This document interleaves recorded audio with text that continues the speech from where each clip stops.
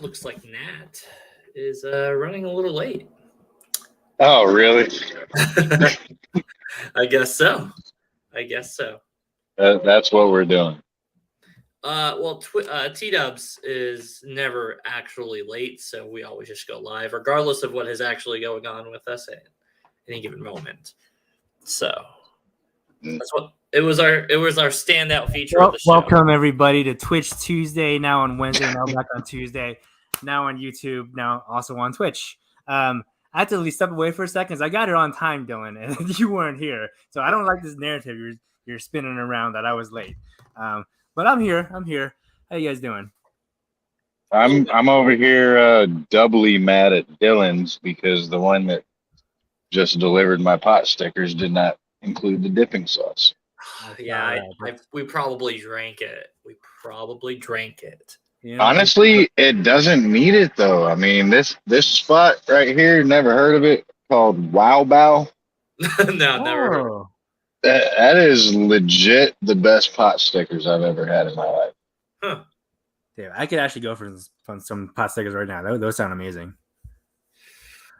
I'm pretty full. We just had chili and a gigantic monster grilled cheese sandwich. Oh, I just had Wingstop. Some wings. Yeah. Ben in the chat. What's up, Ben? Happy Tuesday. Why? Happy Tuesday, Ben. What's up, Ben? Why are y'all eating white people food and I'm eating the Asian? It's opposite day. Yeah, well, because Jake, when you're Asian, you don't have to eat food to sit there and validate your Asian. It's not like we have to. There's not an Asian card unless you haven't watched Everything Everywhere All at Once right away. Then there is an Asian card. Bro, if you don't have an egg roll a day, I don't even know what you are. Non-Chinese. Danny also had wings, apparently. So it's actually national. Just Asians eat wing day and white people food. Anyway, so we've been away. I don't even know why I'm here. I'm just bored. Yeah, because you got nothing better to do, Jake, and you love it here. I'm in a parking lot in a hotel in Maryland. Man, I ain't got shit to do. You know what, Jake? Let's. You're the Carmen Sandiego of this podcast. Well, you're in Maryland, so that you're more like Carmen Maryland, I guess, now at this point.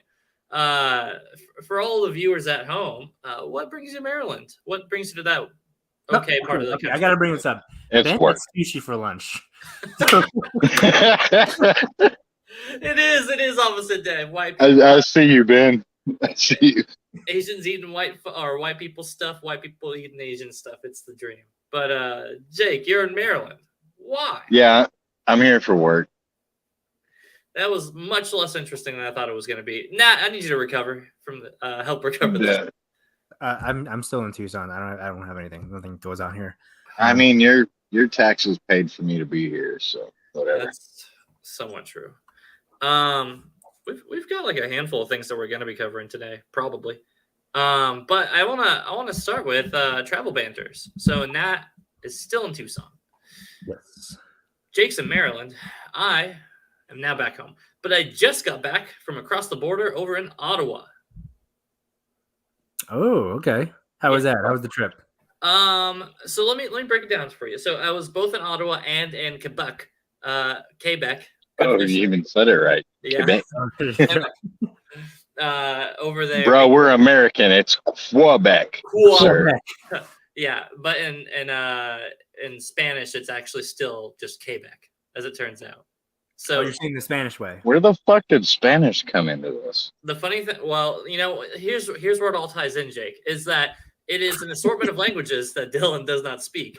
So for those who, for whatever reason, don't know this about Quebec, I knew this ahead of time. But for those who don't know, Quebec, which is the province right next to Ontario, where Ottawa is. But when you're in Ottawa, there's like a little tiny bridge, and you cross on over, and you're immediately in Quebec, Gatineau, to be precise. Yeah, that's where they start judging you if you don't speak French. Oh boy, you are correct, Jake. And I'll say that. So not all the French Canadians are like super judgy and stuff like that. Just the ones that you have to interact with, as it turns out.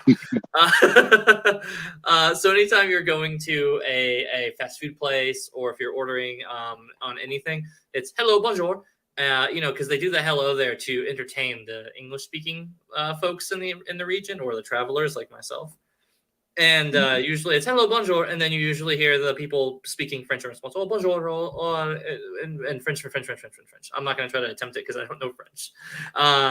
So Yeah, you don't want to offend anybody. We've never done that on this channel. No, never. No, not on this channel, not on this show. That's for sure. Not with these hosts, certainly not. I mean, we're going back to AAA territory here. Come on now. I love it. So anyway, the trip was pretty okay. The travel wasn't so bad. It was 2 flights. So from Nashville to Toronto was about a 3-hour flight. And then to Toronto over to Ottawa was about an hour, a little less, give take. So pretty quick flip. Hannah, yes? Oh, hi, Hannah. Hey, Hannah. Nick says hi, Nat says hi. Chat also says hi. Danny says wee wee. Did they, though? I think Claudia ate a leaf. Claudia ate a leaf. She might throw up somewhere. Okay. So Claudia, our cat, ate a leaf. She may throw up later. Stay tuned. Oh, breaking developments. Okay. You want to talk about Ottawa before you go to bed? I think Jake's phone died. Yeah, I he did say it was like 5%. So. What about Ottawa? Oh, well, I'm just talking about, the trip in general and stuff like that. Go ahead. Oh. Come on over. I liked Ottawa more than Dylan liked Ottawa. That's probably true. Hey, stop. Stop. So, Ottawa, really quick trip. We had to run through the airport for the second time in my life. Very, very Home Alone style. Welcome back, Jake. And yeah, apparently if you try to do something else on your phone when you're on StreamYard, that shit does not work. so they're just like, nope, you are only doing StreamYard. Anyway, so we're running through the airport because we have pretty close flights together. There's only like an hour 45 layover between the two, and we had to go through customs. Well, and also Toronto's airport is Pretty big. nuts. Yeah, I was there for a 6-hour layover once. I got kicked out of 3 bars because they had like a strict limit on how many pints you could have. What a stupid rule, says Jake, breaking the rule in several bars. Well, Yeah, so I just walked over to the next bar. Fuck it. Yeah, that tracks. Well, there might be a couple gates where there's like, B gate, B1 and B2, but those gates, even though they're in the same area of the airport, because the airport is so huge, they're nowhere near each other. No. So you think you're getting closer and closer to your gate, and you are not anywhere near your gate. Yeah, so it's a lot of running. It's a lot of angry French Canadians. Yeah, I'm not really selling the story. So let me just get you to when we're in Ottawa, right? So we get to Ottawa. Here's a fun thing about Ottawa, Ontario versus Gatineau, Quebec, where we had our hotel. So over in Gatineau, on the Quebec side of things, right. They're not very big on Ubers and Lyfts and all that jazz. They don't really care for it, and they pretty much run them out for the most part. Or do they use taxis, or how do the people get around? Well, it's that basically you can't. Claudia, stop it. The animals are like, they know that they don't have our attention. Misbehaving since we left them. Just because we put them in a box and buried it underground they for were taken several care days. of. They're acting out now. Hey, how about you don't? How about you make good decisions? I'm getting her. You talk. You tell your story. So, basically, if you are in one province, you have to live and have your car registered in one province, and you can only operate in that province. So you can't. So if someone picked us up at the airport in Ottawa, they could drop us off in Gatineau, but they could not. But then they could not, pick up someone else and take them, back across the river. So people were really unwilling to take you back and forth because they couldn't, pick someone up, take them, and then, pick up another person and go back and forth. they could only, pick someone up, take them over, and then they would have to go back over. So you can only operate like either in Ontario or in Quebec, and it has to be where you live and where your car is registered. So it's just a big hassle, I think, to be an Uber in Canada, for one. Okay. But also the taxis have such a monopoly on everything that they've pretty much run it out of a lot of the bigger cities. Yeah, there was like long, big taxi protest involved where they like just like, you know how like they've just made it that like they've done so much to make it like so difficult. Yeah. So, but that's one of the things they've done to like make it so difficult, and like where basically you can't go back and forth. So travel was just really, really difficult. Like I literally would have an Uber pick me up because we weren't even in Gatineau. We were like in a kind of a suburb area outside of Gatineau. We were miles from the city center. And so I would have an Uber pick me up. One day I had an Uber pick me up, drive me to the city, like as close as I could get to the bridge, the Alexandra Bridge. And then I walked over into Ottawa and did a bunch of stuff in Ottawa. Okay, so you have to walk from province to province to get a ride. I mean, you could get Ubers, but it would seriously be like there would maybe be one or two driving at a time. Yeah, closer to the city. Closer to the weekends, maybe you're like you'd queue it up. It would tell you no. It would search, and then like maybe 5 or 10 minutes later, it would get you one. It would just say there are no rides available. Nobody would pick you up. And then if it was on a weekday or something like that, or like Sunday onwards, there just wasn't any. Yeah, there would just be times where there were like hours at a time where there was just no one. But Hannah, why couldn't we just rent a car and drive in Gatineau? Because everything in Quebec is different, and the signs don't look the same, and also they're all in French. Everything is very French. And it has been 15 years since I used any French. So what I do think is really funny, and then this is kind of like, we'll tee off the whole Canada story because there's not really a whole lot to tell. I went to go play a trading card game tournament and played pretty okay. But the really funny thing is just the stereotype of judgmental and very like uptight French people. It is. They weren't. I'm saying that's a stereotype, but I'm not saying that's what they were. Oh. For the most part, we were more or less okay. In Ontario, in Ottawa, which is actually still Ontario, we went to a what was it, like a breakfast diner or something like that. Yeah. And the guy insisted, so he ordered just like a breakfast kind of thing, like French toast, sausage, stuff like that. Now, because it's Canada, everything's a little weird and different and just slightly not American.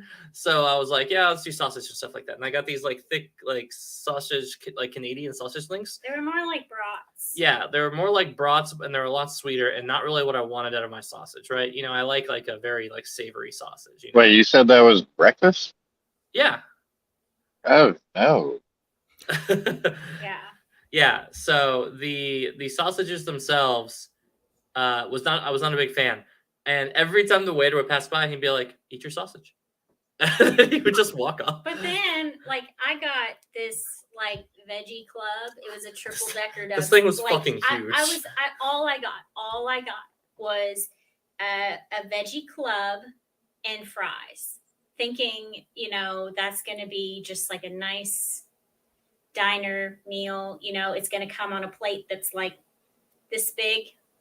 And thinking also, since we're no longer in the USA, the fatty USA, these are going to be normal portions, and which is a good thing because we were going back to a hotel, so we didn't have a way to heat up leftovers or anything. So I was like, I only want what I can eat right now, and so it comes and it's a triple decker club sandwich that's this tall, cannot even get half of it.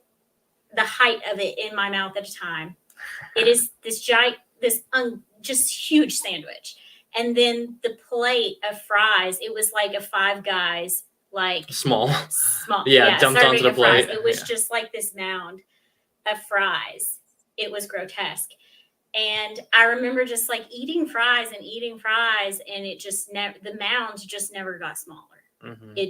I think it was growing. I think they had like a hole under the table, and they were like, there's like a bottomless pit of fries. Yeah. I think really they were like somehow it just kept like getting bigger. But I only ate half my sandwich, and I couldn't take the fries back because I couldn't heat them up. But the sandwich was fine because it was just like a club. And so I remember he came back and he's like, "Oh." They were like what am I thinking of, Hannah? What kind of fries were they?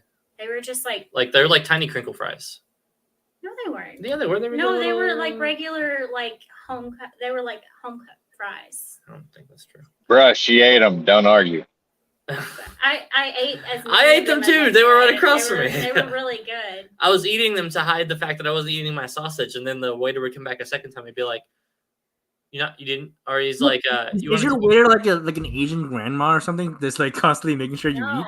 No, I literally probably like a 40-something year old guy. just white dude, and he would go by and he'd be like, "Hey, you want to eat your food?"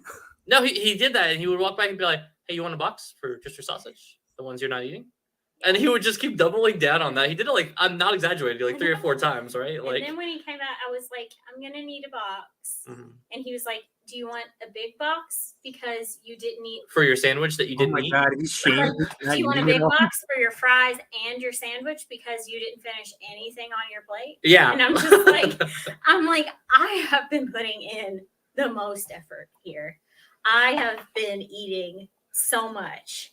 Like, I was gobsmacked. I didn't even know how to respond because I was just like. So if you're wondering where all of the attitude in Canada is focused, having been to Toronto, Vancouver, and Ottawa, and also Gatineau, which is not a major city, but it's in the geese and it's in that man, that diner owner. Like, that's where all of Canadian sass went. Mm-hmm. It's just concentrated right there. But I didn't even know. I kind of like sat there and he's like, "So do you want the big box or do you want just the small box, just the sandwich?" And I was like, Matt, stop smiling. Okay. I don't know why. I was just so hurt by it. Yeah. So you found where like the fat French Canadians are. Yeah, it turns out it's just this one section of Ontario. None of them were fat though. I didn't see any like fat people. You know what's okay, so they got good metabolism. Yeah, they got. I think they walk a lot because it's the Ubers. What I finally determined is that he was coming from a place of genuine concern, thinking that we were not bulking up for the winter ahead, not realizing that we were literally about to fly back south. Yeah. So Canadians like do bear hibernation? What? Yeah, I think they carb load, right? I don't know if they just spaghetti it up and then take long naps for like that whole chunk of time. I can't explain it otherwise. I don't know. I don't understand these portions because almost everywhere we went, the food was big. Yeah, it was American sized. It was, yeah. So that's our riveting tale of Ottawa. Some people were a little bit more rude than others. Nobody had a really good butt. For those wondering, it's not a butt city. So okay, that's something you take notice of. Just cities and the quality of butts in that city. Well, there aren't a lot. How can you not? Yeah. Good point. Okay, carry on. Yeah, nice. I mean, Hagerstown, Maryland is also not a butt city. The winter starts sometime in late July in Canada. I mean, it was, it was pretty. It was the first day we were there was. It was very chilly. Yeah. No, and I couldn't tell you how many degrees it was because while we were there, it was all in their degrees. So like we'd be in the cab talking. Their degrees, the Celsius. Well, whenever I would be talking with people, not necessarily on the phone, but I would be like, "Oh yeah, it was." I'm like, "Yeah, it's like 67 degrees or something like that." I said that like at the card shop, and they were like, "We would be dead, buddy." Like, which because 67 in Celsius or whatever was like probably astronomical or something like that. I don't know. No, yeah, like it got up to like 70, 75 one day. So it was 60? No, that's like opposite. Opposite. Celsius and Fahrenheit. Hold on, I'm seeing how Let's many. all just let's sit here while Dylan That's figures what out. she does is, Jake. That's what we do. That's Don't look exactly up what stuff. the show is. It would have been 152.6 degrees if it was 67. So Arizona. More or less. Yeah. So Arizona. So last night was their first night that it wasn't like scorching hot. I woke up in the middle of the night and I was like, "Holy shit! What is this feeling that I haven't felt in literal months?" I was cold. So the first time in a long time. It was like 50 degrees, which isn't like super cold, but it's cold here. Yeah. So yeah, that's I mean, good. we're in the corner. That's a good nighttime. That's a good chill in the air. That's Yeah. a good night to sleep with the windows I open. mean, it's 63 here, and I'm wearing a hoodie. Jake, Like, I've seen you wear a hoodie in every condition, shape, weather, and style. That is only all I've ever. Man, if it gets below 65, I'm fucking freezing. Oh my gosh, we keep our house at like 67. Oh, me too. No, I keep that. My ideal temperature is probably 67. That's It was 69 at the old house, but it's since gone into 67 in this house. Yeah. Oh shit! I'm back down to 5%. I might want to plug this in. Charge up, Jake. Harold says hoodies are acceptable no matter the temperature. That is Jake's truth, as far as I've known him. But to be fair, I do usually see you around December's and January. To be fair, you know. Yeah. Well, I'm glad that your trip was seamless because this trip can eat it. Yeah. I was just I really enjoy listening to Hannah's story and watching Jake just like walk through the streets of Maryland. Yeah. So Jake, you decided not to eat Indian food before this flight. I applaud you for making good decisions. No, it's not before the flight. It's because I'm going to be in the cockpit of this goddamn surveillance aircraft tomorrow, and it gets really hot. And being hot with Indian food in your stomach. Indian stomach is not. No, that's a bad time. And it's such a small aircraft. It takes like 5 minutes just to get from the front to the back because of all the mission equipment racks. Right. Like you can't walk. You have to like maneuver your way through it. So I would, if I had a stomach rumble, I'd probably shit myself before I got off the plane. Can I say the amount of money I would spend to see you eat several things of Indian food and then have to navigate through this plane like American Ninja through this thing? Man, it's ridiculous. I mean, I would still take that over the goddamn travel fiasco that I had yesterday. That was just travel another level. Because I feel like not enough people have common sense when it comes to travel etiquette. No. Jim Jeffers really laid it out for everybody. Go watch the stand-up special if you haven't. But yeah, so what Jake is talking about, I believe, is what he sent us a picture of a guy whose leg was across over onto Jake's seat, which is man. It's totally airline culture. I actually forgot about that. That was like the most minor shit. Like if I could fly back without any other problems, yeah, put your leg over there, dude. It's fine. But the thing is, if you're already having a bad day and that happens, that's when people choose violence. That's when you pull out your fork and stab someone in the leg. Well, I mean, you always got to pull out. Always pull out. Yeah. Nah, okay. I'll give a quick breakdown of it. Okay. So I had to drive an hour and a half to the Montgomery airport because it was the only way to get where I was going. Mm-hmm. Then I get to Atlanta. I have a 2.5 hour layover. I chill there for a minute, and I'm like, okay, I'm gonna go outside and smoke. And I have pre-check, so it'll just take a couple minutes to come in. Because like when I went to New York last month, it took me like 5 minutes to get back in through pre-check. Pre-check is the best money that anybody can ever spend if you fly more than once. Yeah, but it was like an hour and 45 minutes in the pre-check line. This is Atlanta? Yeah, in Atlanta. Atlanta's a really pretty busy airport, though. Yeah, but still, that's wild, though. Yeah, so I ended up missing my connecting flight by like 5 minutes because of that shit. It wasn't like I went out 10 minutes before the plane was boarding. I was out there like 2 hours before. Right. And then, so I missed my flight. I have to wait 3 hours. I end up, well, I thought I lost my ID card. I spent the next hour trying to find it. I guess I put it in the wrong spot in my wallet. Mm-hmm.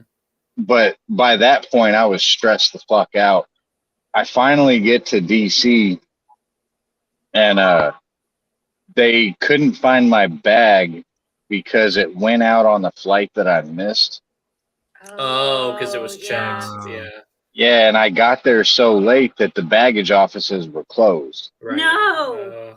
So I had to spend like 45 minutes trying to find someone who could help me out.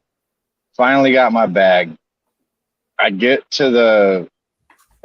out to get to the shuttle for the rental car place, and I guess the shuttle broke down, so I had to wait another hour. I get to the rental car place, and it took like another 30 minutes because something was wrong with the reservation. Mm-hmm. And by the time I got out of there, it was like 12:15, and I had another hour and a half to drive to get up here. And I was like, I'm not fucking doing that. Yeah. So I got a hotel by the airport by Dulles in DC, and then woke up today, drove up here, and the hotel that I had here had canceled my reservation because I didn't show up yesterday. And I guess my business travel office didn't put my credit card in on it, so that's why they canceled it. So I had to fight with them for like an hour. So I didn't even get to the place where I'm working till like 1:30 today. And it's just been a bitch the entire time. I probably just get on a plane and fly home at that point. If that many things have gone wrong, I'm just like, final destination. I'm not meant to be there. I mean, I got to get this done though. We're on a government contract. We cannot be late on it. Uh-huh. So today was good. We got a lot of shit done. Tomorrow we're probably gonna wrap up around 2, I think, and then I'm gonna drive back down to DC and get up with a couple of friends that I've known for like fucking 20 years. Yeah. Alex and Lucas were supposed to join us, but COVID babies. Yeah. Yeah, COVID babies. Mm-hmm. COVID babies. But fun fact: so if baby gets COVID, has to stay in isolation for 10 days. 10 days. That's what we've learned after Alex told us. Yeah. What now? If a baby gets COVID, you have to be in isolation for 10 days. Yeah. So I won't be able to see them. I'll see my other friends. We're gonna get some Korean barbecue, have a couple drinks, and then hopefully my trip back home is a little bit smoother. But I do know I am not going out to smoke in Atlanta, even though I have a 3.5 hour layover. I'm not fucking risking it. No, now if you do it this time, it'll be 5-10 minutes through. That's the thing. What day was that on? It was yesterday. Yesterday, so that would have been Monday. Yeah, it is a busy travel day, I guess. Yeah. Fridays, Mondays are like the busiest typically. Yeah, it was just I couldn't believe it. I couldn't believe it. No, Like that's I mean, when you have TSA pre-check, you never think that you're gonna wait more than an hour through that. Like the amount of times I've walked through LAX, like 3, 4, 5, 6 times, and it was like less than 5 minutes, and I was just like, yeah. And you think, well, how busy is LAX compared to Atlanta? But Atlanta is, really, it's like it is the busiest airport in the world, like Anna said earlier. Yeah. But yeah, that was just, this whole goddamn trip has been a clusterfuck. But I'm gonna hope that it's fine going forward. Well, we'll see. If nothing else, we got Korean barbecue on the menu, but that's fun. Yeah. And I made sure that I got a hotel for tomorrow night next to the airport. That way I don't have to drive an hour and a half in the morning Yeah, No, that's that's awesome. on a Thursday. So that's what I like about my LA trips. Whenever I pop out there for trading cards, not for Schmodown, because that's gone. What? Jesus Too Christ. soon, man. Too soon. Is it? It's right. It's all right. I keep bringing it up too. The body's still fresh, Dylan. Come on. The body's Schmodown's body is still Dylan warm. keeps mentioning Schmodown. He'll be like, "So Schmodown," and I'm like, "That's still happening. That's still going on. What are you? What? I thought we were over that. I thought we were done." Our Y tier I will celebrityism is now working its way back down to Z tier celebrityism, Hannah. Yeah. Dylan, yeah, but you still got your trading card game celebrity. That's true. Yeah, but Yeah. I don't, Are you a big name in the trading card community? Right. yeah. Might want to link up with Eric Frederick. He's all about that shit. He doesn't. I don't play what he plays. It's been like 4. Yeah, Danny said. Danny says it's been like 4 months. It's okay to move on. Danny, it's because you stopped watching like a year and a half ago. I was gonna say Danny hasn't cared in years, right? No, Danny, you stopped going forever. Yeah. I mean, I've moved on. Hannah, you stopped. You didn't really care to begin with either. Oh, well. Is like my background noise loud because I'm like right on the side of the freeway? No, you're fine. I think No, you're I don't fine. hear anything actually. Like I literally got in my car and drove it over to the farthest parking spot possible to eliminate the noise. But I mean, you get another pot sticker. So All right, you need Okay. another pot sticker. You Jake, enjoy the you haven't watched Hot D, right? No, no. wedding. Okay, so we'll save that for the tail end of the show, and then we gotta talk about the finale. So we'll probably kick you out for that. I think I'm actually gonna leave. Okay. I just realized what time it is, and yeah, I gotta. Oh, it's Yeah, it's like 10:36 or something, right? Yeah. Oh, it's not. Yeah. I'm going to bed. Okay, everybody's going to bed. Yeah. Bye, Hannah. Bye, Hannah. Tired. Today Fire it. just This isn't that kind of show, Hannah. Just go to bed. today just sucked a bag of dicks, Mhm. and I'm ready to go to sleep. So I Wait, feel you. what's wrong That with was my yesterday. they were rotten dicks. Oh, rotten peckers. Yes. Gross. We're used to that at C2A. Yeah, we are. Yeah, we really are. Bags of rotten dicks. Yep. That's our. I mean, look who's on Jake screen turning with away you. from the camera. Yep. Well, All right. all right. Good night, Hannah. Right, Have a good night, y'all. Have a good one, Thanks Jake. for coming, Jake. Oh God, I don't know. Oh, Danny says I forgot you're all in POV. That's right, we are. We are in We would've- POV We still. would have won a 4th Schmodown award if it kept going. Danny says good night, Hannah. Good night. He can't. He's just a chat. He's just a chat bot. Well, type it. Okay. No, okay, let me type good night. Okay. You got it, Nat. Okay. Yeah, That's got it. Okay. Um, Thank you. yeah. Okay. Good night. Good night. Night. There it is. All right, we got some stuff to talk about. We haven't done the show in like 2 weeks, 3 weeks. Yeah.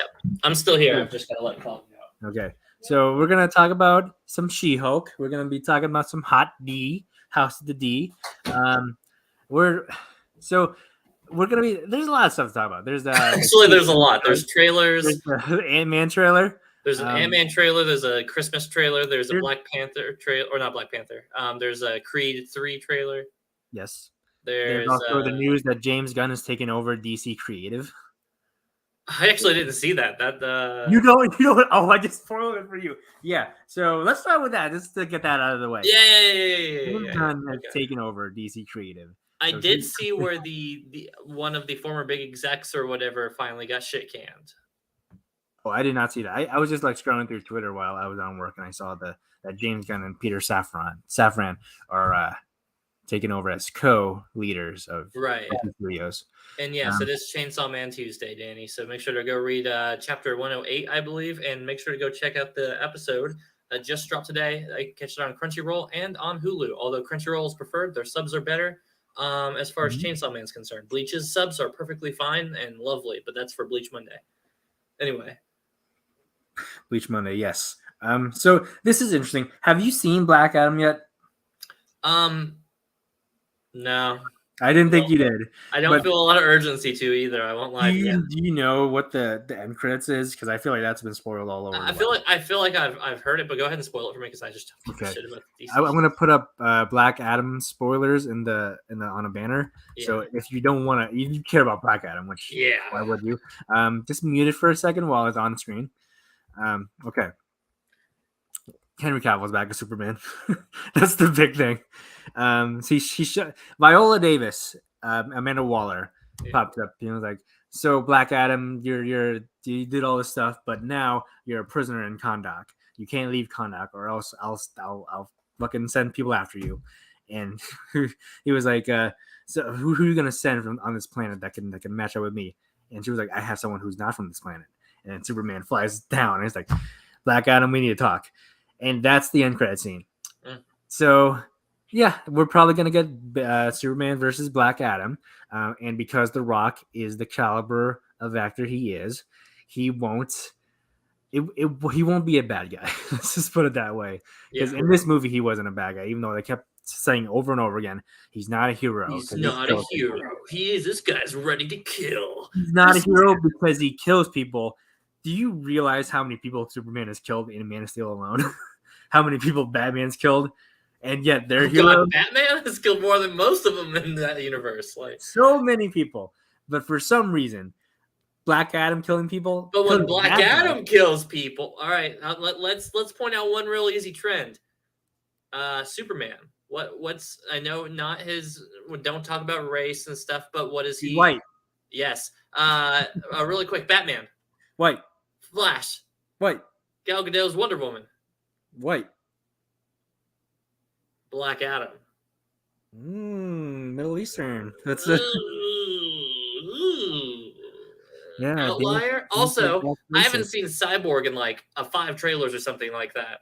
Oh yeah, it's just Cyborg. Cyborg can't get away with what Superman. Cyborg couldn't even get away with actually just saving himself from a medical condition. Yeah. So anyway, those are Black Adams. Well, I'm not gonna get into the movie because it was just okay. Like, it was mid-tier DCEU. I heard it was like no, well, let's start here. Yeah. Here's like good comic book. You wouldn't have a Hollywood White Adam. That's true. That's damn right. Danny says that's racist. Correct. So there's good comic book movies, and then there's like the middling round of like, here's like the big fat belly of like mid, right? Yeah. Like under mid, not even good, because even good could be mid, right? But like here's the good part of mid, and then here's all the bland, gelatinous, very interchangeable to outright bad mid. This is where the whole DCEU exists. I would agree for the most part. I feel like for the most part, I feel yes, the majority of those are the mediocre range. A few of them I think are really good, and a few of them I think are terrible, like below mid even. Yeah. That's where the DCEU operates. Black Adam to me feels like it would be good if it came out in the 2000s. That's but like I always think like I see it and I'm just like, yeah, like that and like Spawn, if those came out at the same time, I'd be like, these were comparable movies. Yeah, right. But anyway, I'm not here to review Black Adam. I'm here to tell you that so another spoiler is what's her name? Harcourt from Peacemaker into the Suicide Squad. James Gunn's wife. She also appears in this movie, which connects the two. So I think there's going to be a lot of James Gunn influence in the future movies. At least that's what I thought when I saw this movie. But now that's confirmed because he's the head of creative, and that really excites me because like I know you're not the biggest fan of the Suicide Squad, but I feel like James Gunn's vision really hits with me. Like I really vibe with everything he does. So I'm optimistic about the news because I know that James Gunn, with the right tone and right things to play with, is really good. I think ironically enough. From just what I've seen of his work both outside of comic book movies and comic book movies, why I tend to lean more into his Marvel stuff, not necessarily because Marvel tends to just be of a better quality and typically just better everything most of the time. But I think that Marvel does a little bit about reining in what James Gunn does. Whereas DC feels like they're like it felt like with the Suicide Squad, it felt like they gave him a little bit too much control. Well, he has a lot of control now. I know. Now that being said, that's like you're saying. Well, he's going to be a co-head of creative. I mean, that's a really big high position. But that's where I'm like, listen. Here's what I'll say. I've seen James Gunn do more good than bad, and at this point, DC, whatever the fuck we're supposed to call it, DC, like the films, right, need as much good as they can get, and James Gunn. Pretty good director. So, I think you're calling it DC Studios now, like yeah, because I know that they were giving him a new label or something too, right? Right. Danny says the Guardians of the Galaxy Holidays. I have not seen that yet because we got on as soon as I got off from work. But it's a good trailer. Yeah, but yeah, I don't know. I feel like I have more faith in James Gunn's vision of DC than I did Zack Snyder. Yes, I know Snyder fanboys are gonna get after people who criticize him, but I just never like got on board with his vision. Like I enjoy the visual aspect, the way it looks and everything. I don't enjoy the tone and the way he tells his stories, his narratives. I think James Gunn is way more up my alley. So this does get me excited. I'm excited to see who they bring back and who they recast because they're bringing back Henry Cavill, obviously. As you should. Henry Cavill is like as far as geek movie stars go, is a fucking gem. You should be plugging him in as often as possible. He's honestly probably one of my favorite celebrities just because of just like how nerdy he is. Yeah, I think he's just like so good. Hearing him getting into the geek productions and he's like continually fighting to be a producer just so he can make sure it stays on track. There's all that Witcher news that's come out recently that all these Witcher writers over on Netflix don't even like the property, and it's just like, why are you fucking writing for it then? And it's that's a whole separate thing. Whatever. Yeah. William Harold says release the James Gunn cut of Justice League. I would love to see that. Like, yeah, I want to see Superman hang dong. I want to see Superman hang dong. I want to see some heads get blown off. That would be sick. But yeah, so that's the big DC news. I'm glad they're finally doing something. Just recast Ezra Miller, recast a bunch of people. You know what? I actually think you leave Ezra Miller. I think he's got his hands full of being in some movies.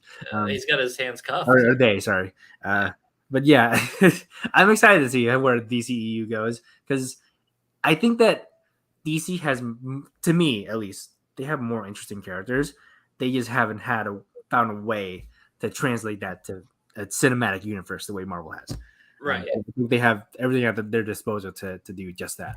And I think DC's tone lends itself in a lot of ways to play with the darkness a little better than Marvel's tone. Not to say that Marvel stuff can't get dark. Obviously, you guys have seen probably enough Marvel stuff to know that, it can. But I think DC is able to hit a much richer depth and darkness just based on the tone of their overall universe, more so than Marvel. Yeah. Speaking of darkness in Marvel, let's transition to the Ant-Man trailer. Because, oh boy, is that a Kang reference? That sounds racist.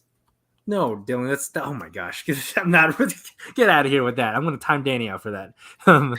Danny timed himself out earlier, by the way. I don't know if you saw that. I saw that he said it. Did he actually do it? He did do it. Oh my God, Danny, you're a madman. But anyway, so the Ant-Man trailer. Yes. What are your thoughts? I love it. I love that they're leaping right into the serious shit. We're not playing around. It's not just the comedy of Ant-Man that we've seen before, and it lets you know that which could turn a lot of people off, mind you, because I think this has kind of been a safe comedy haven in the Marvelverse. But I think now we're talking about taking some fairly lighthearted characters into a really deep, serious part of the world, and they're dealing with Kang, probably as the Kang that we're going to see him as the main big baddie. Or alternatively, we're going to start seeing Kangs die every single movie as a thing, which I like that. I'm glad you said that because there's been this theory running around that are we going to see Kang die, a version of Kang die in every single thing he's in? How amazing would that be if dude, also fucking Jonathan Majors would be counting money until he's dead. If he was the main antagonist of 4 different Marvel films, excluding the event, the inevitable Avengers stuff going on. Mm-hmm. But Kang is that kind of character. It makes so much sense, and Jonathan Majors is fucking dope. So fucking good, dude. We're gonna get to Jonathan Majors in Creed 3, but like, we'll get to Creed 3's trailer here in a minute. But no, I love that we have his daughter with him as well, because I think that we need a little bit more humanization of Scott instead of just like the humor banter. I think we need to take his character a little bit deeper, and I think that's symbolic of the movie, what it's doing too. It's taking us into a world that is the multiverse is all connected to the same quantum realm, because like I'm assuming this should be how it works, but the quantum realm is shared amongst the multiverse, right? So that is like an ultimate hub there.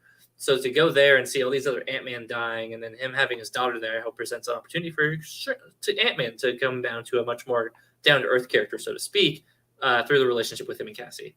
I didn't know that was Cassie Lang was recasted. It didn't bother me that girl was in the Pikachu movie. Okay, Danny, what's going on with you? All right, you've been like saying, I didn't know Jonathan Majors isn't in 3-3. I didn't know Cassie Lang was recast. Do you not follow film Twitter or anything? I told you his Twitter is too thirst trapped out and emoed out that he doesn't getting into movie news. Which, to be fair, I get all my movie news on Reddit, and I usually don't go to Twitter for that. So. Oh yeah. I get it from both. I got multiple sources. Yeah. But unless I see Jeff Snyder, honorary Asian, like things where he'll occasionally just be like, "Here's a thing," and it's just like, "That's cool." Nah, it's just music. Just hurdle. Fine. Shout out to music though. Check out my Frank Ocean shirt, Danny. You'll appreciate That's a sick Frank Ocean shirt. You'll appreciate that. But yeah, I mean, so my thoughts are, this movie didn't get me more excited than I was already at. The level that I was already at. I don't think it was a bad trailer. I just wish that we could have gotten the trailer that they played at D23. The one that Ant-Man was like, "I'm an Avenger," and he says, "You're an Avenger. Have I killed you before?" I wish we got that, because we already know he says it. We've heard it. We just haven't seen it. But I don't know, it plays man. contrary to the stuff they're showing now, because they even say, like, they have him talking to him as Ant-Man as if he knows him quite well. Yeah. So to me, this trailer is a lot more lighthearted and fun than I think the movie's gonna be. I think this is gonna be the reverse of Thor, where the first two movies were serious and then they went with Ragnarok, where it was fun. I think this is gonna be the opposite way, where this movie, at least I hope so. I hope it's gonna be depressing as shit, because this is the build up to his movie in the Avengers. And if you're gonna do that, there needs to be some heavy stakes. Marvel likes to bait and switch with trailers. That's true. That's true. They're a lot better than DC with that. Not as bad as DC with it. DC, I'll tell you what, they know how to put out some good fucking trailers for some really shitty movies. You got a good point. You get a good point with Suicide Squad. Suicide Squad had an amazing trailer. So good. And okay, so I know you like Man of Steel, but like I don't really vibe with Man of Steel that much. But the trailer for Man of Steel is fucking fire. Phenomenal. It's so good. Mainly what I was talking about was the Batman v Superman trailer. Another great case of like a trailer.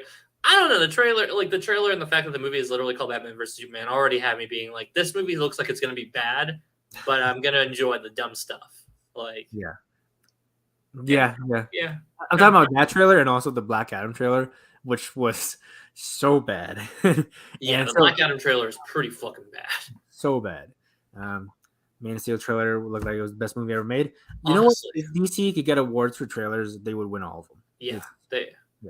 It's that Warner Brothers shit, dude. It's the same crew, because Matrix Revolutions put out the best fucking trailer last year, and the movie did not live up. And that movie fucking sucked, man. What the fuck are we talking about? Which X-Men character will Kang kill in the quantum realm? Jubilee. Anyway. No, don't kill Jubilee. Come on, that's Asian representation. Which is why she has to go. Oh no, I would be very mad if that would happen. But so this trailer didn't really like get me more excited for this movie. I thought it was just fine. It was whatever. Yeah, I think it's just a confirmation of what I wanted to see, which was I wanted Kang. I wanted to see this version of Kang, and I wanted to see like it being on display, because the way they showed Janet, it's like being afraid of like, shit, dude, I didn't want to come back down here. This guy's pretty fucking. We need to get the fuck out. We need to get the fuck out on what happens in this movie. to set it up for the Avengers. Yeah. Kang should kill X-Men Origins Deadpool. That'd be amazing. Oh, yeah. I'd like to see that. That'd be good. I would like that.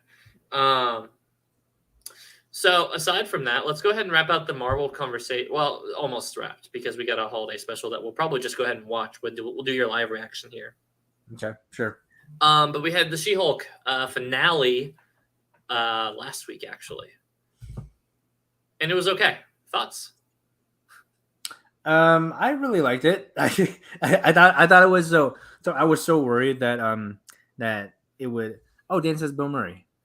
Bill Murray's he's in the Ant-Man trilogy. Yeah, he's in the Ant-Man. My biggest worry was that they were not going to stick the landing, like so many of Marvel shows have not done. Yeah. I personally really enjoyed it. I think it was. You only have one chance to do this kind of angle that they did in She-Hulk, and they used it, and I thought it was great.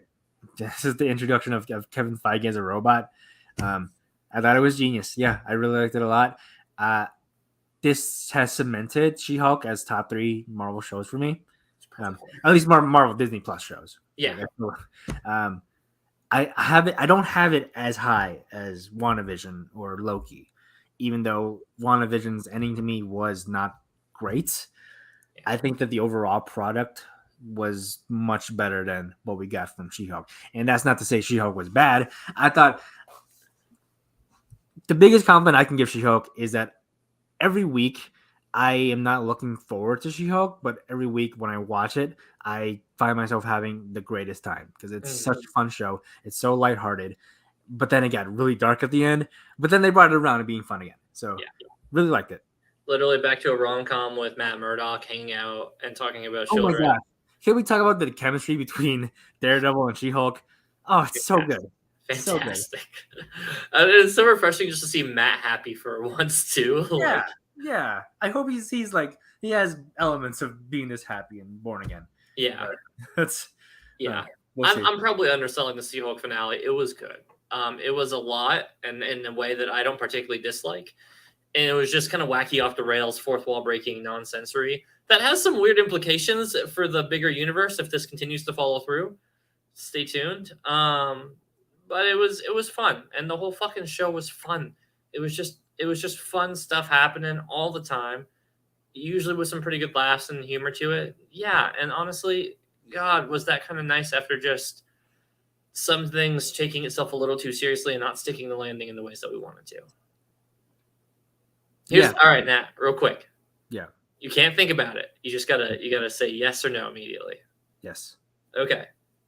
Did you like She-Hulk more than I can't even remember the fucking subtitle because this is where I landed with that movie.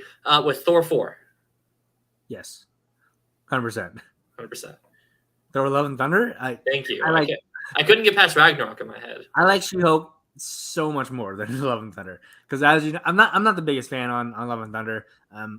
I was like pretty mid on it, like when we reviewed it. I feel like the more that I'm cooling off from it, the more that I'm like, fuck, I wanted so much other things from the right. Exactly. I have so many issues with Love and Thunder. Like so. That being said, I still enjoy it. I still think it's fun, but it's too much fun when I want darkness. It's fun, but when you have the God Butcher in the movie, it's not supposed to be that fun. It's supposed to be.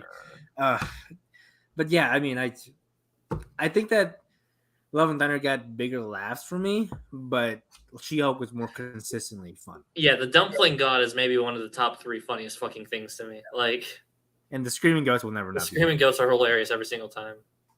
But yeah, to your point, She-Hulk was more enjoyable overall as a product, but that's expectations versus reality, and we've talked at length about that on other shows. AAA, wink, wink, hint, hint, nod, nod. Anyway, so She-Hulk, good. Is it top 3? Probably, yeah. I'd give it a 3rd slot. I probably wouldn't fight it too much on that. Let's start to wrap up with the Marvel talk because we have some holiday special before we got to get into Hot D. Okay, we got to talk about Creed 3 too. And Creed, don't worry, that's the Last Dance because I know that one's just gonna be the one that makes us smile the most by the time it's all said and done. Oh yeah, that's now you need to watch the Yeah, you wanted to pull it up? Yeah, it's the visual, or no, it's the audio that gets us flagged, right? No, it's fine. Let's just watch it. Yeah, who cares? You just want to watch it in its full form. No, I feel like people react to trailers all the time, and it's fine. So let's just do it. It seems to not be fine whenever we do it, though. No, because when we do it, we like do some stupid shit like watch Naruto and watch Nathan For You, like actual clips from the show. I think trailers will be fine. All right, well, we're gonna test that theory out if this episode is not. I mean, what's the worst that's gonna happen? They're gonna like remove our video. It's a big deal. It's on. Yeah, we're like, what else is new for us? Whatever. Yeah. Anyway, hold on. I love that it's literally being identified as. I mean, we did watch the Deadpool 3 teaser with Hugh Jackman, so it's fine. We did. I'm gonna take this banner out. I don't know why it's still up. Yeah, go ahead and mute yourself so this isn't like echoing. Oh, okay.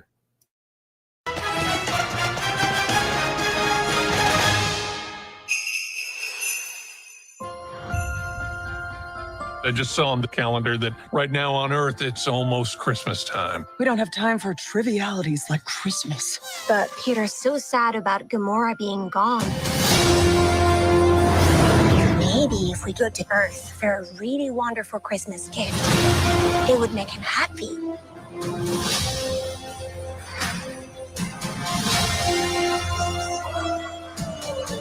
Something special he will never forget. What about someone special? We're looking for the legendary Kevin Bacon. We're looking for the legendary Kevin Bacon. I just said that, Drax. Your voice is small and mousy. I think maybe he didn't hear you. You're coming with us. That's a Christmas present.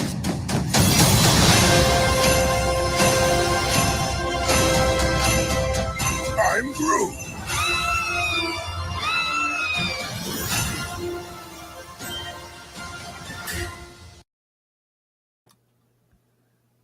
It's. You know what? That's a lot of fun. I like that. It a lot. looks so wholesome. I like that a lot. Oh my gosh! I did not. I don't know if this was announced, but I did not expect Kevin Bacon to be in it. No, I didn't either. I feel like it was announced at some point because I remember thinking like, oh yeah, that is supposed to be a thing. Good golly though. I can't wait for that. It's gonna be a long wait until we get some more Marvel content. We haven't talked about Werewolf by Night. No, I was just thinking. I just saw the same thing when I saw the presentation. I was like, dude, we haven't even talked about Werewolf by Night. First of all, let's wrap the thoughts on Christmas special. Looks delightful. I cannot wait. More implications about how many degrees separated Marvel is from the real world makes it even more strange. But let's not look too deep into that. But the idea of Drax and Mantis doing a like Christmas romp, going to go try to steal Kevin Bacon sounds very funny to Oh me. my god, you're right. He plays Sebastian Shaw. Yes, And Deadpool is going to be in yes. the MCU. He's part of the X-Men universe. Oh my gosh, mate, this is just The separation of degrees is getting slimmer and slimmer, guys. So, anyways, that looks very fun. But we have to talk about Werewolf by Night because we have seen that whole thing. we have to. Oh my gosh, I can't believe we haven't talked about it yet. I just realized we hadn't talked about it as I was watching that, and I'm glad you thought that too. Also, Hannah watched it. And I feel bad that she's actually not here to review it because she really enjoyed it. Werewolf by Night was fucking sick, dude. Holy gosh, it was so good. Like I don't know what my expectations were going in, but like it just blew them away. It's so good, and I really hope that this is becoming a trend for Marvel about the that with obscure characters that we don't know about. This is set up something bigger because he's gonna return back, and eventually he's gonna. I think it was announced that he was seen on set with Oscar Isaac or something. Yeah. Moon Knight and so that's something to look forward to. But oh my gosh, it was just so good. Oh, it was nice and short. I didn't feel like it dragged at all. It told the story. It got out. Acting was awesome. And yeah, the use of like visuals, I just really dug that a lot out at the end. It just lights up in color. So good. Yeah, I think you hit the hammer on the head there. I think that the tone was just right. It got to have its cake and eat it. It got to sit there and be spooky, scary, Halloween theme. I think more importantly, it got to be so Halloween themed, Halloween flavored in its tone, and still got to have its like Marvel humor, like lightheartedness to it at times, so to speak, with it. With the fucking being Ted, that and just act like you've known, like you're like you would greet a good friend, like. And then like the little end where they're just sitting there cutting up on the on the log, and then he passes him his clothes. Oh my god! So it's so good. It is so good. The action was good. The pacing was fantastic. None of the writing felt like really phoned in. All the performances were well. Like whenever it wanted to have a serious tone, it had it. Whenever it didn't want it. It did a great job of being in its levity. I thought it was like this is probably like the defining piece of like most fit like our specials or whatever things like that, if we're putting into like the whole Marvel Disney Plus TV show, like if we're putting that all into one big category, this is the most fit thing. Its pacing is great, its acting is good, it's all of this is this. There's not really anything I would cut from it. It is wonderful in that way. And yeah, Nat already mentioned all of its strengths. It's very, very, very good. I definitely agree. There's not a thing that I would cut from this. Like, it told the story it wanted to, and it got out. It leaves you still wanting more, which is always like the good thing of that. Like immediately, people were like, "Now we want our Marvel Dark universe," like. Oh my gosh, I want it so bad. Like, I hope these characters return. I hope Ted returns. I hope Jack returns. His last name is Russell, by the way. His name is Jack Russell in the comics. It's the best. I really want to see Elsa Bloodstone return too, because she did phenomenal. Yeah. And I'm wondering where we might get that. Like, are we getting Midnight Suns? Because that's all I want is Midnight Suns. I want them to have their own shit. I want them to have their own shit. Don't even cross over. Don't tell me more. It's in the Marvelverse. Yada yada yada. I get it. I saw the Marvel logo before it. Just let this be its own thing for a while before they ever tried to introduce it to anything else. Because I think I wanted to keep its tone more. Most importantly, the Bloodstone stuff is so cool. Yeah, and like if we're having big world events and stuff like that, do it like in the comics. So when comics have their big, huge events that are affecting all of the main storylines and stuff like that, let them have their own little romp in it, right? Like let's say if it was like Infinity War and Thanos does a snap thing, like what are the implications of that? Let them have their own thing. Don't have to include any Avengers. Don't include the big world. Let it see like what that impacts on like the MonsterVerse of the MCU and stuff like that. Like let them have its isolated bubble in the overall big world of the Marvel stuff. That's what I would love for them to do. I hope they bring back Ghost Rider.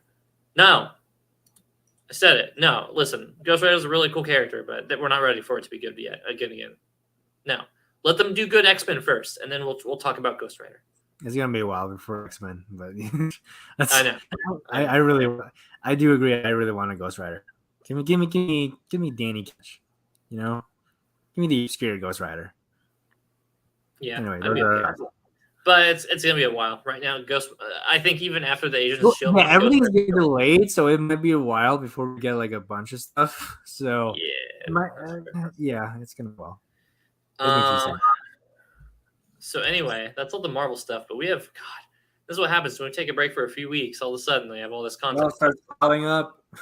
Hot tea. I got a few bombs that for a rainy day when we don't have to talk about. We could talk about, but we don't have that problem this week. Not today.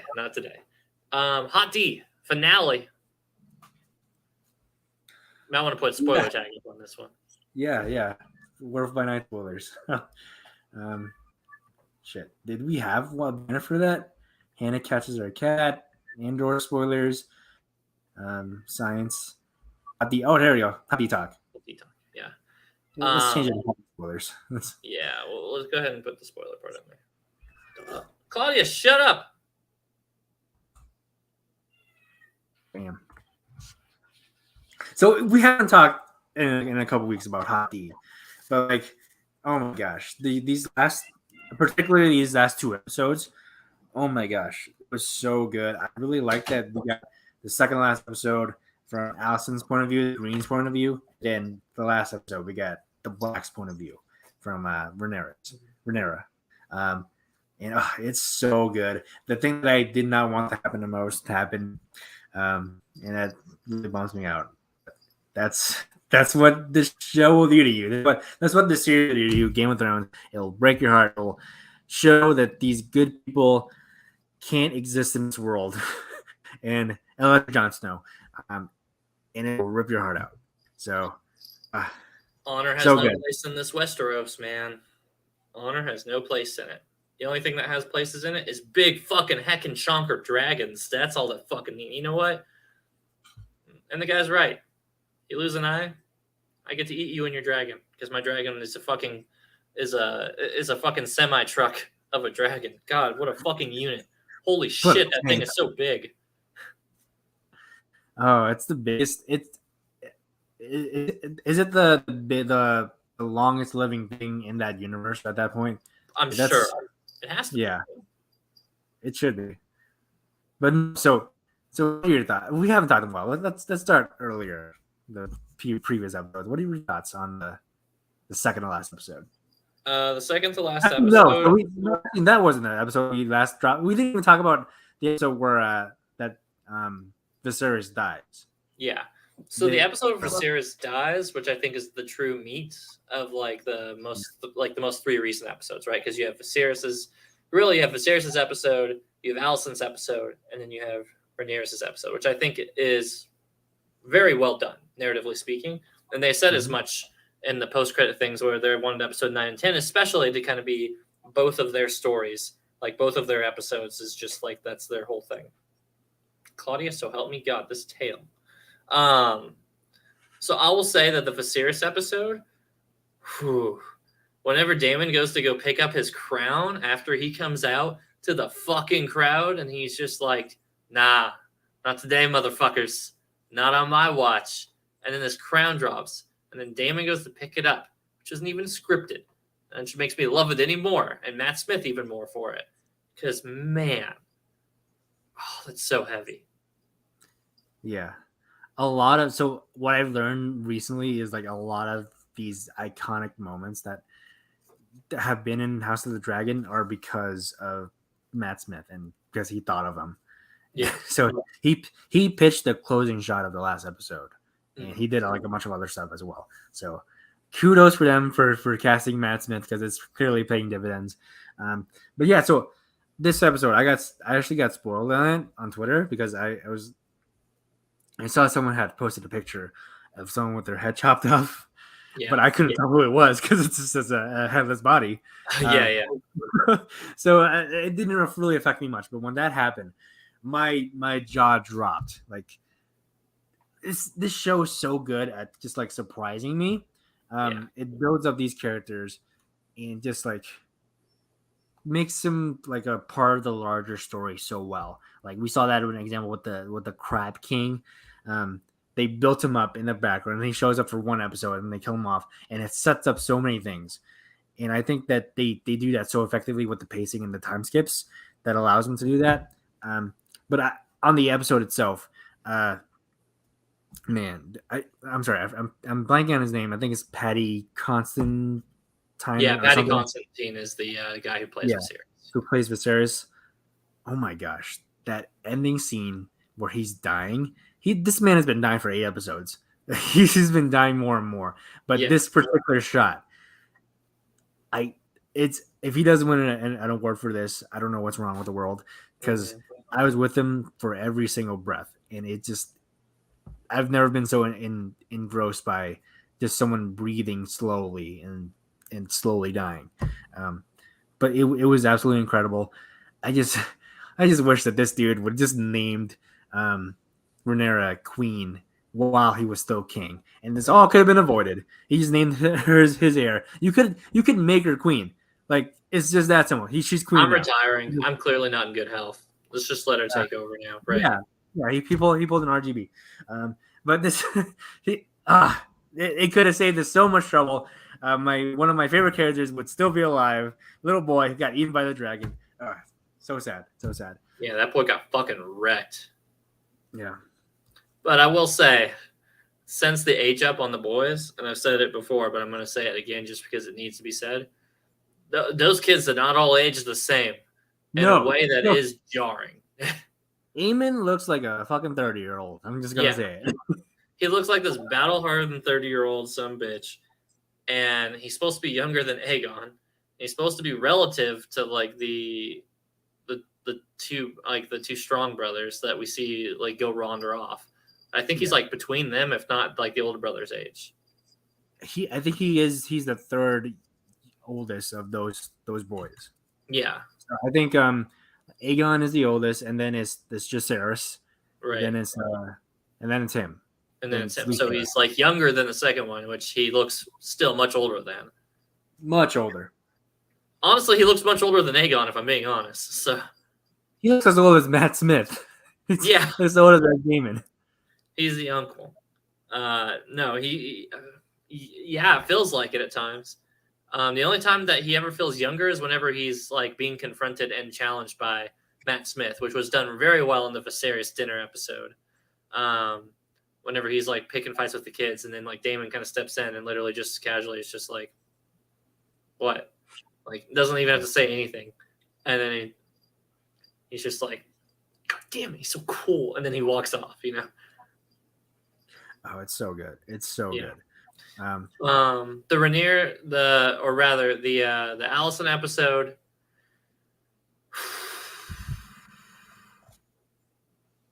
Rhaenys should just fucking killed him. I'll say it. They should just fucking. It's not her war. So she went with the dragon and killed literally hundreds of people. She couldn't just kill a few more, you know. She already killed literally a good chunk of those civilians. Let's start by saying that. Like, chunk.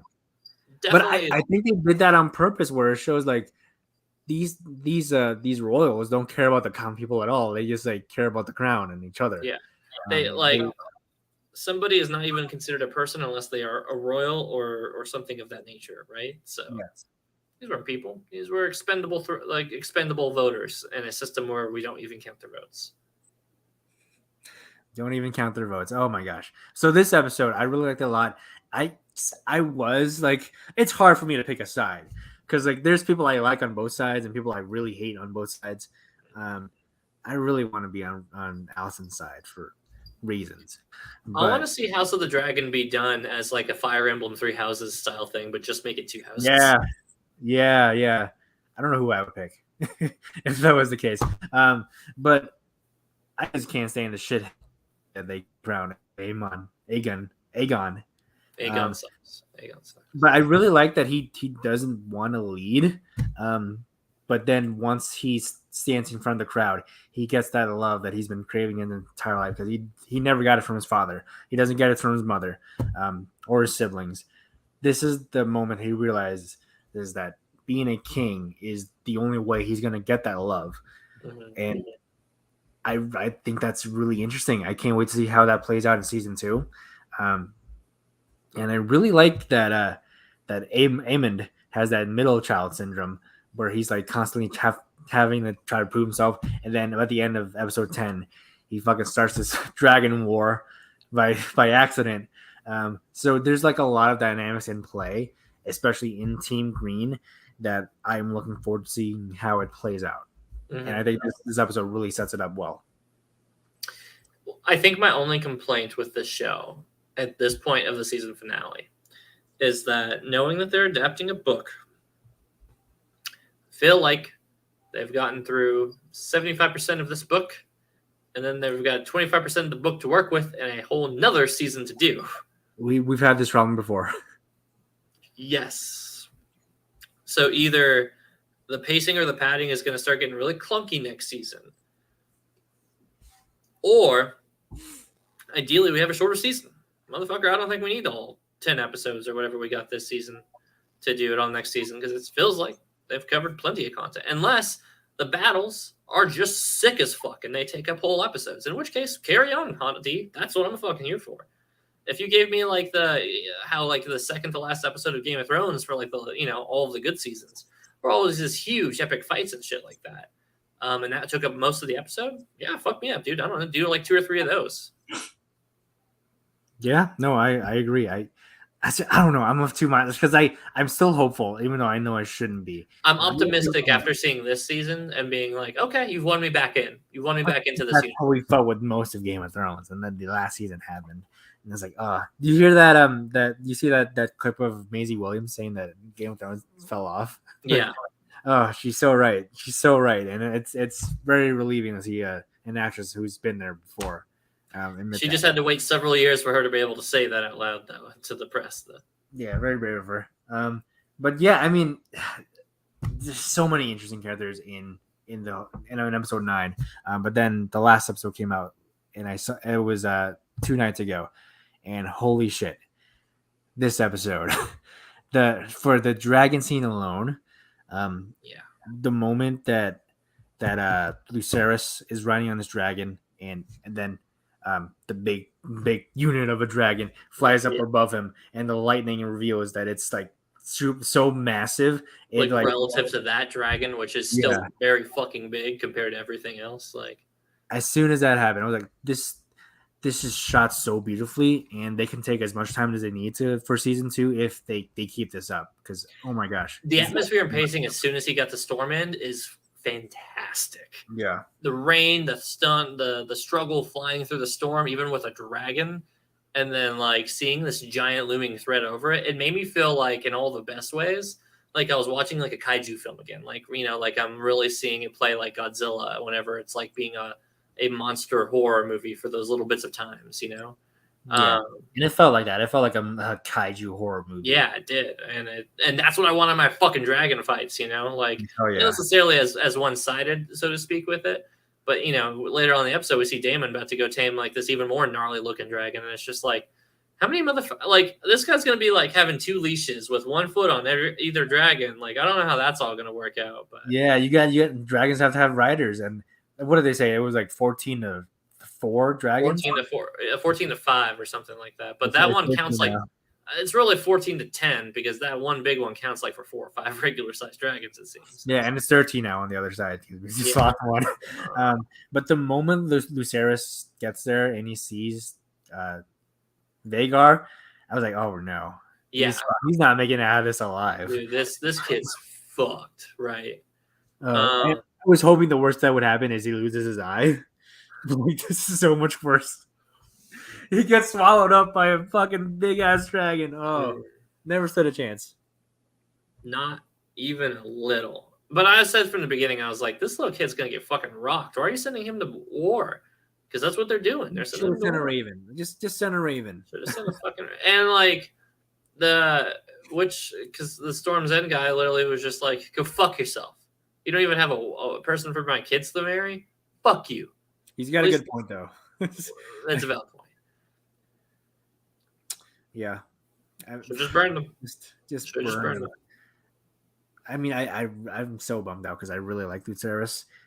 When he said he didn't want to be king of Driftmark because that would mean people would die. Like, you're a good person. It's not going to end well for you. Which means you're about to have a real bad time, aren't you, buddy? The moment I see that big ass dragon, I would have got the fuck out of there. Like, I'm not. Yeah, you would have seen me do a full 360 on that one. I'd be like, nah, ain't worth it. They can have I took this guy's eye. Now he's like fucking like a big ass dragon rider. I'm getting the fuck out of there. All right, we can do this another day. But so the rest of the episode was also so good because I like that they showed that Rhaenyra is a lot like her father in that she's trying at all costs to avoid conflict and war. Now that she's finally got that crown on her head, she's starting to think like her father, and she's just like, maybe he was right, you know. Whereas before, she would have been very quick to temper, very quick to say, "Fucking burn it all." Right, and I like that she said she doesn't want to rule over a land of ashes. Yes, I feel like that's such a good point because, like, I mean, who wins during a war? Like, everyone, they have a comfortable life where they are, and who cares if you're not king or queen? Like, there's like so many lives at stake here that I totally get where she's coming from, but I also get where Damon's coming from, where they just usurp the crown from underneath her, from behind her back, and something has to be done about that. But the moment when Damon delivers the news that they killed their son, and it's such good acting on her part, where you can tell how upset and angry she is just from her back. Right, and it's just body language and a back shot instead of any vocal, anything. And when she turns around, I was like, "Oh, you done fucked up. You done fucked up, Eamon." Like she is out for vengeance, and I can't wait for that. Can't wait for season 2. Yeah, I'm like pretty mad that there's not a really healthy show to be watching in between now and then. Really, we've got anime coming out every single week, and that's pretty sweet. Succession's coming out soon. Yeah. So anyway, something I want to talk about is this Creed 3 trailer to kind of round out the show. Let's do it. So do I just? There's probably music in this trailer though, right? Like, yeah, you can play it in the rap background when we talk over it. Yeah, I'll leave the trailer on mute, just because we'll just kind of break it down. Anyway, we got our boy Creed. He's champ. It's just showing us fights. Now he's taking some time off. You know, he's done his thing. He's enjoying the family life. Yeah, you know, thriving. Yeah, Being a trainer, going on to sit there and still have one foot in the game, but one foot slowly working its way out. And we get fucking star of these years, Jonathan Majors. I mean, you don't remember me, do you? And then they flash back to this little history lesson. What the fuck are you talking about, Danny? Denji's quest to touch boobies and Chainsaw Man, he is me. We're talking about Creed, Danny, all right? Just get with the times. We're not talking about Chainsaw Man. Get that weep shit out of here. Danny, I'll give you a minute or two about Chainsaw Man here at the end of this. But I want to talk really quickly about fucking just Jonathan Majors' just facial expressions and how quickly they're showing what's going on with this character here shortly. Like, just whenever you're watching this on mute, first of all, so fucking yoked. That's a fucking man. Oh, goddamn. And then literally that right there, that subtle little director Michael B. Jordan. Look at the smile.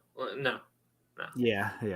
I love that. I love that it's Michael B. Jordan directing it. I love that he's getting his shot at it, and it looks very promising so far. From the early reviews, they're saying that Jonathan Major steals the show, and he's like by far the best actor. And talk about obvious, you know? Right. Which is like no disrespect to Michael B. Jordan, because Michael B. Jordan's fucking amazing. Everybody knows how good Michael B. Jordan's incredible. But he was also directing on this fucking movie too, so I wouldn't imagine that he stands out as good. I mean, if you're a director, you want the new character to stand out. You know, everybody loves Creed already, so to have Jonathan Majors stand out after we just had a Drago Jr. movie, after we just had like that whole come up and it's truly his movie. He's had his movie. Drago got a little bit of his movie while still it's being totally Creed. This is, this really should be Jonathan Majors' movie. And as a director, you want all the actors to shine in this one. So I don't think he's taken that one too hard on the chin. Pun intended. What a fucking monster. I just love that the trailer already straight up tells you, it's like, we're not even going to play the psychological game. He's like, nah, I'm coming for everything. Yeah. Oh. And he's just going to go through fucking everybody in the process. And I love that we have Tessa Thompson, who's also fucking... It's just like, yeah, maybe you need to fucking fight him. Maybe you need to teach him this lesson. Oh, I love that shot with the mirror. Yeah. This is going to be a good movie, man. I can't wait. This movie's going to be fucking good. I think for even all of the flaws of Creed 2. It has no flaws. Nah, its pacing's a little. No, it's a perfect movie. Come on. It is two mountains. Creed 2 right there. Creed 2, perfect movie. Creed 2. Here's what. All right, quick Creed 2 review. I really fucking love Creed 2. Let me start by saying that. But its pacing is two mountains. Let's talk about your background with the series, because you mentioned something in chat that I just found outrageous. You haven't seen any of the Rocky movies, and you've seen the 2 Creed movies, and it's just like, why are you the way that you are? Just watch the older movies. Come on.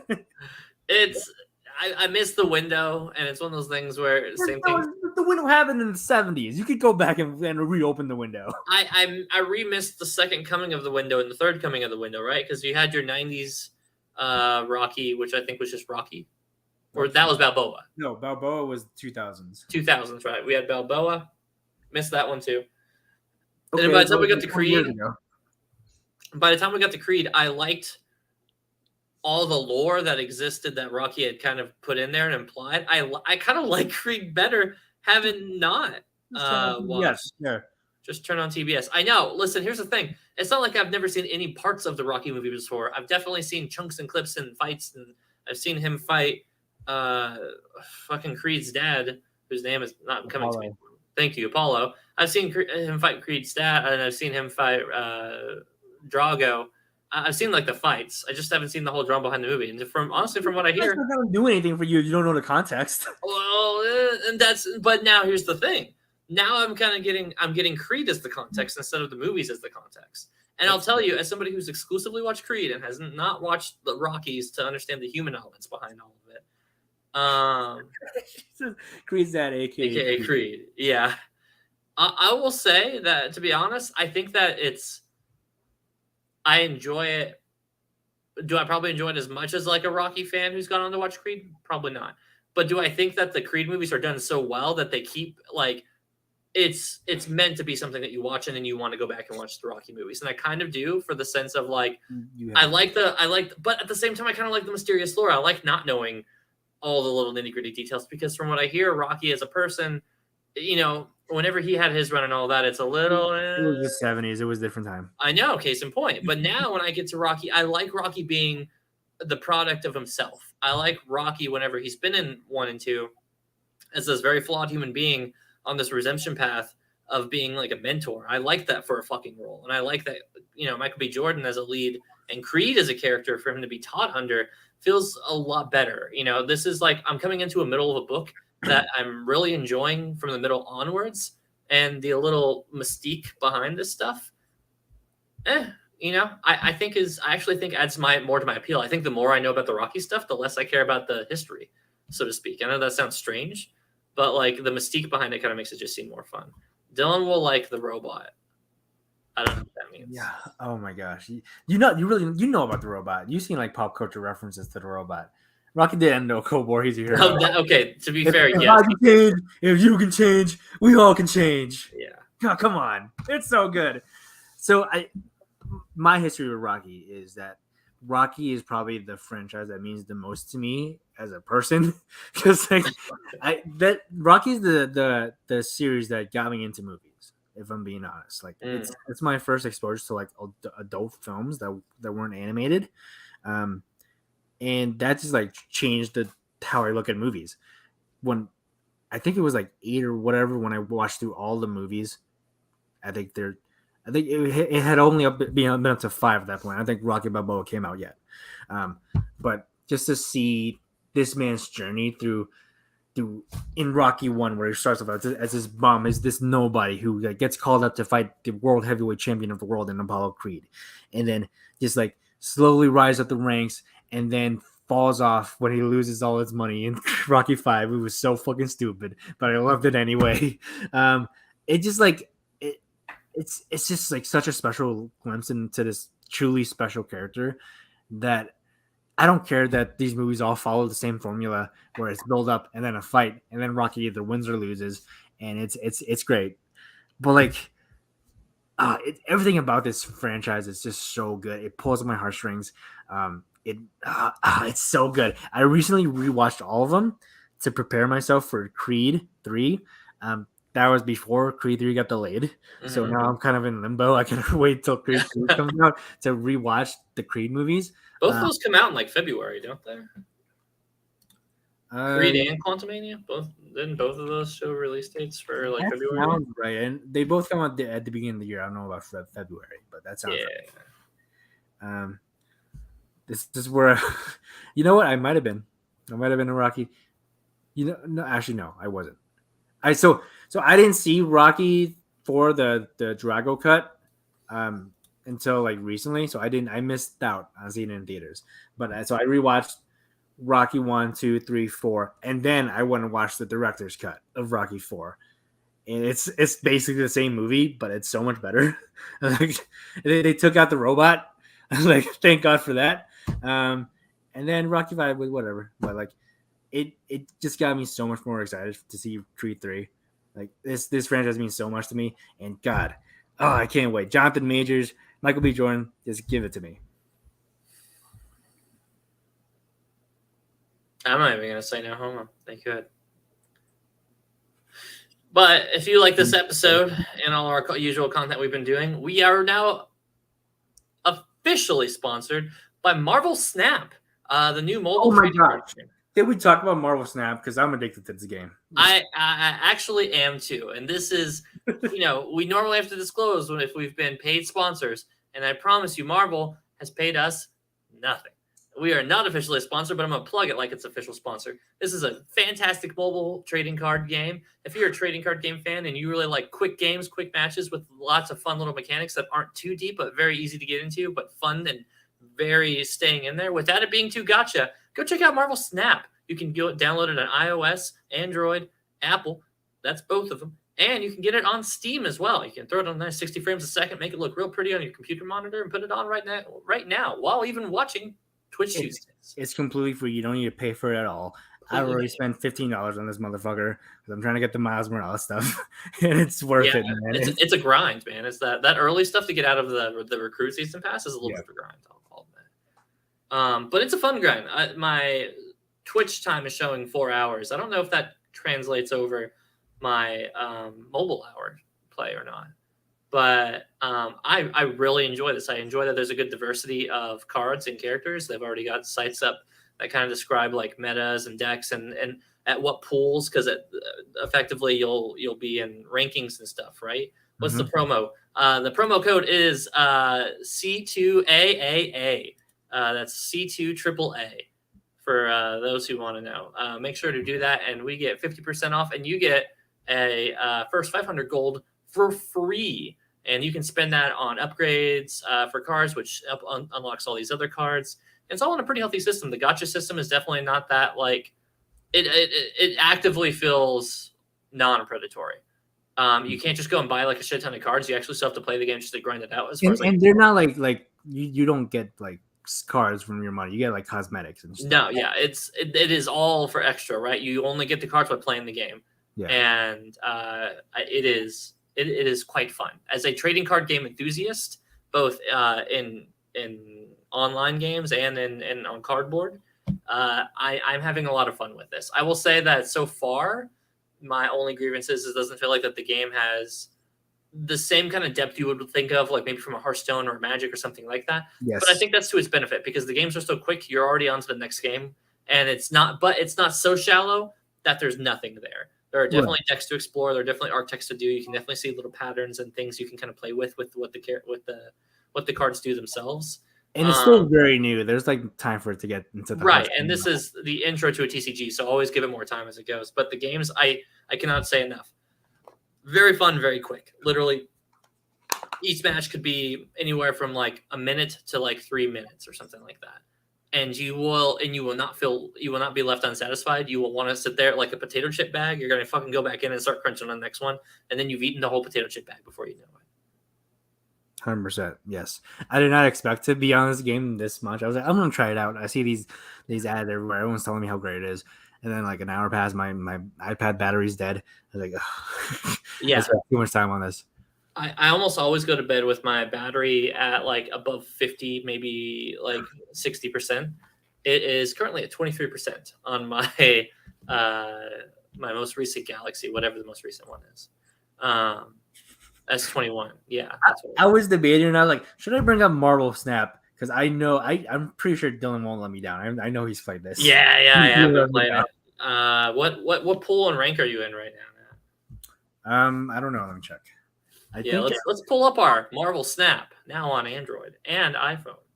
You know what? It's not on my phone. It's on my iPad. So let me get that.